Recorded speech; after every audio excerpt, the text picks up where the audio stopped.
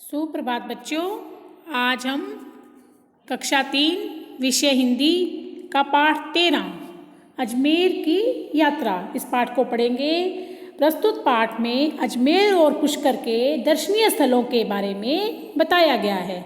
इस पाठ में दो दोस्तों की बातचीत दिखाई गई है कि एक गुरमीत और एक रज्जाक। जो गुरमीत है वो अजमेर में रज्जाक के पास आता है और दोनों दोस्त घूमने जाते हैं। रज्जाक कहाँ रहता है? अजमेर में। तो दोनों घूमते हैं तो उन्हीं अजमेर के और पुष्कर के दर्शनीय स्थलों की जानकारी इस पाठ में दी गई है।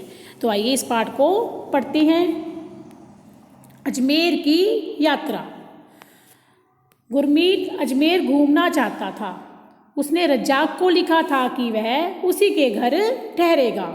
उसका घर दरगाह बाजार में है।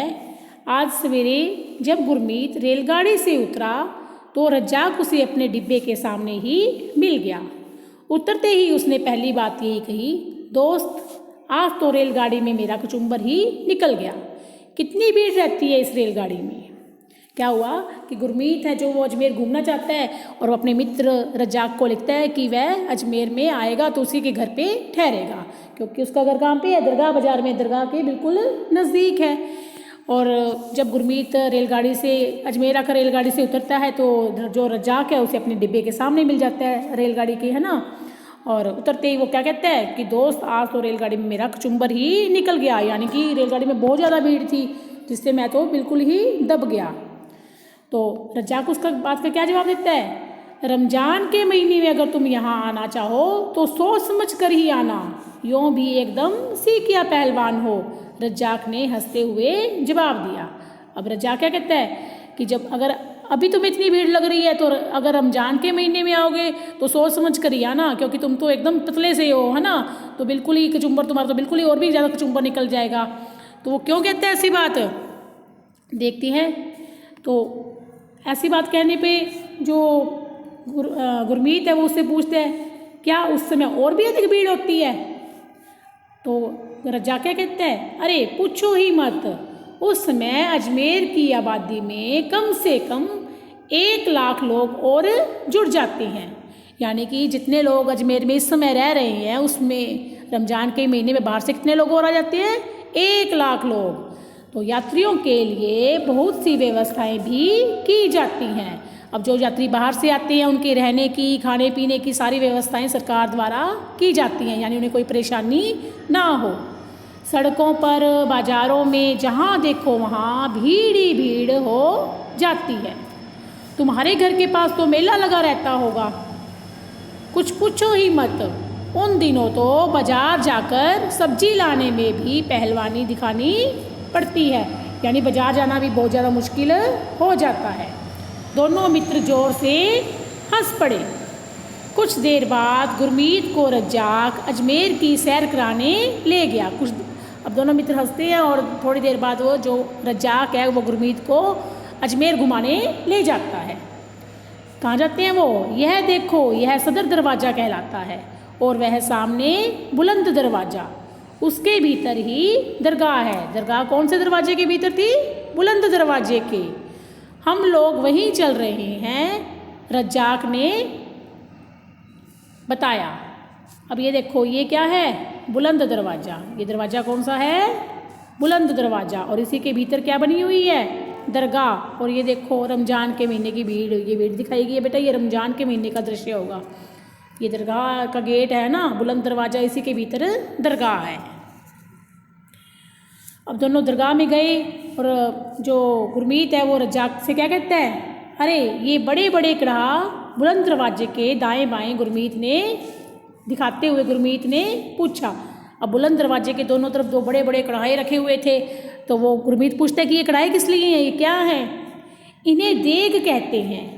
एक इस बड़े देग में 100 मन से ज़्यादा चावल का जर्दा पक सकता है और छोटे में 60 मन। 1 मन में कितने किलो होते हैं? 40 किलो। अब देख लो 100 मन, है ना, तो कितने ज़्यादा चावल बनते हैं उसमें। चावल का जर्दा यानी चावल का व्यंजन। देग कहते हैं बर्तन को, बड़ा बर्तन जो होता है उसे कहते हैं देग। तो कहता है ये देग है और बड़े में 100 मन से ज़्यादा चावल और छोटे में 60 मन से ज़्यादा चावल बनते हैं। और उर्स के समय यानी मेले के समय वही प्रसाद बांटा जाता है। अब देख लो इतने ज़्यादा लोग होते हैं, 2-3 लाख लोग उस समय उर्स में मेले के समय वहाँ पे दरगाह में आते हैं, तो सभी को वो प्रसाद बांटा जाता है। तो कितना ज़्यादा चावल, कितने बड़े कढ़ाई होंगे, है ना वो। और उस चावल को क्या कहते हैं, प्रसाद को क्या कहते हैं, उसे देग लूटना कहते हैं। उस समय तो यहाँ कंधे से कंधा छिल जाता है। आओ आगे चले, यानी बहुत ज़्यादा भीड़ होती है तो कंधे से कंधा टकराता है ना। यह 12 दरी और भीतर की मजार सब संगमरमर से जड़े हैं। अब वो भीतर जाते हैं तो देखते हैं वो सारा कुछ गुरमीत, तो क्या कहता है कि ये बाहर की 12 दरी और जो भीतर की मजार है तो सारे संगमरमर से बने हुए हैं, देखो ना कितना अच्छा लगता है यह सब।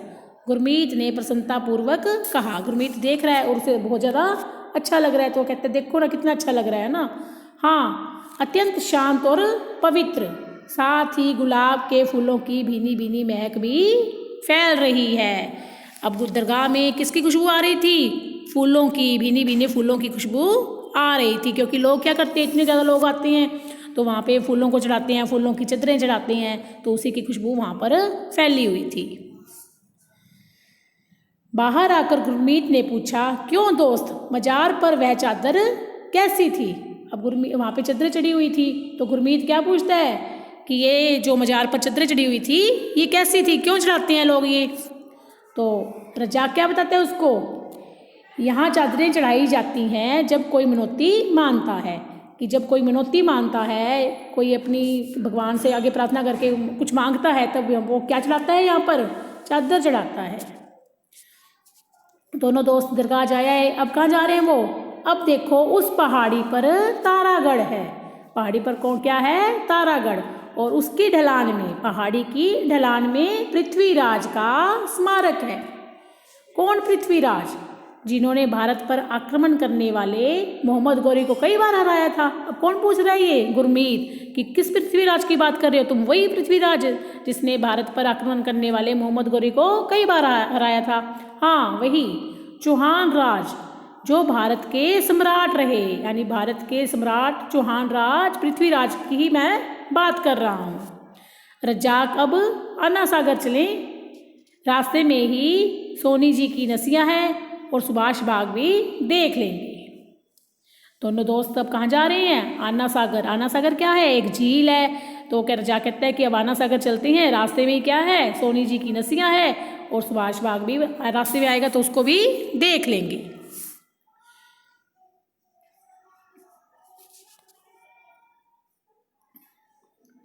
वह गुबंदों वाला मकान है ना, वह महर्षि दयानंद जी का आश्रम है। रास्ते में उन्हें क्या दिखाई देता है, एक गुबंदों वाला मकान।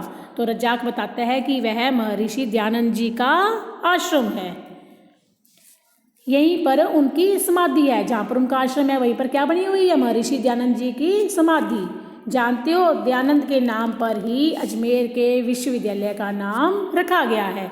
अजमेर के विश्वविद्यालय का नाम किनके नाम पर रखा गया है, दयानंद सरस्वती जी के नाम पर। क्या है नाम उनका विश्वविद्यालय का, महर्षि दयानंद सरस्वती विश्वविद्यालय। तो किसके नाम पर रखा गया है ये, दयानंद जी के नाम पर। समाधि के चारों ओर देखो कितना सुंदर दृश्य है, बहुत ही सुहावना। इस समय अन्ना सागर में पानी भी काफ़ी है।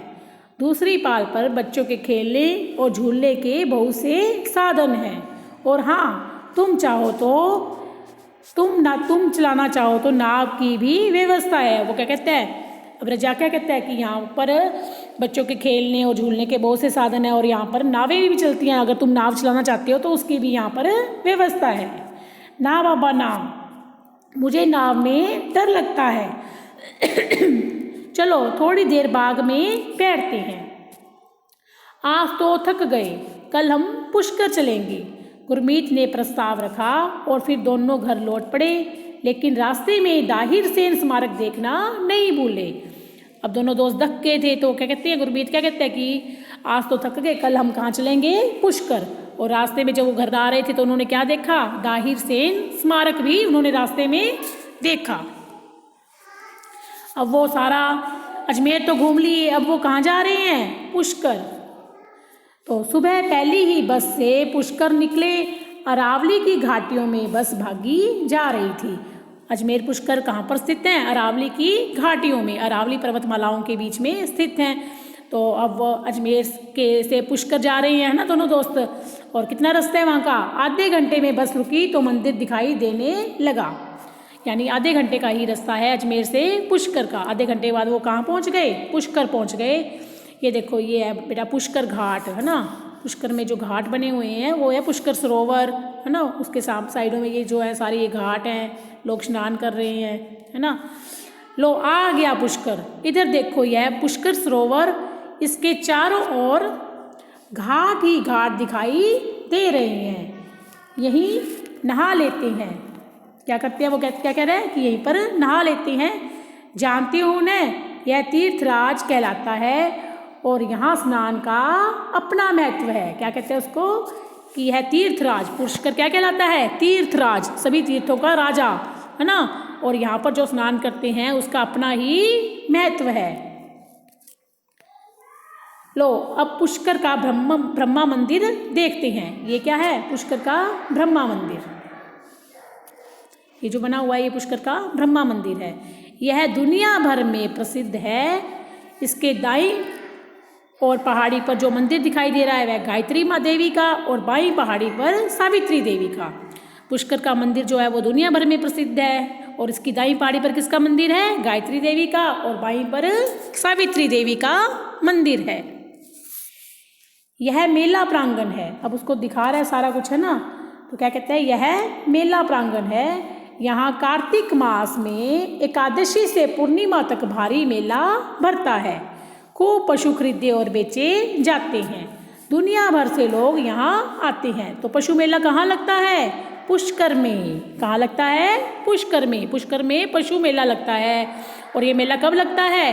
कार्तिक मास में एकादशी से पूर्णिमा तक। लो, अब पंचकुंड चलते हैं। वहाँ 5 कुंड हैं। पंचकुंड यानी 5 कुंड, है ना। जिनको किसने बनवाया था? जिनको पांडवों ने बनाया था। उसके ऊपर ही गौमुख है, जिससे गिरने वाला पानी एक से दूसरे कुंड को भरता चलता है। और वहाँ पानी फालतू भी नहीं जाता, यानी कि एक कुंड का पानी जो है वो दूसरे कुंड में चला जाता है। और इस प्रकार से जो पानी है वो फालतू भी नहीं जाता, कुंडों को ही भरा हुआ रखता है। क्या कहते हैं वो आगे? खाना वहीं खाएंगे। कहाँ जा रहे हैं वो? पंचकुंड के पास, है ना। पंचकुंड घूमने जा रहे हैं। तो क्या कहते हैं वो? खाना वहीं खाएंगे, मगर कोई बंदर झपट न ले जाए, ध्यान रखना। वहाँ खूब बंदर हैं। कहाँ पर? पंचकुंड में, है ना। तो क्या कहते हैं कि वहाँ पर आपस में मजाक कर रहे हैं दोस्त दोनों कि वहाँ पर बंदर बहुत है पंचघाट में, पंचकुंड में। तो खाना तो वहाँ खाएंगे, लेकिन ध्यान रखना कि कोई बंदर झपटा मार कर न ले जाए। तो इस प्रकार से ये आपका पाठ पूरा हुआ। उम्मीद है आपको समझ में आया होगा। धन्यवाद।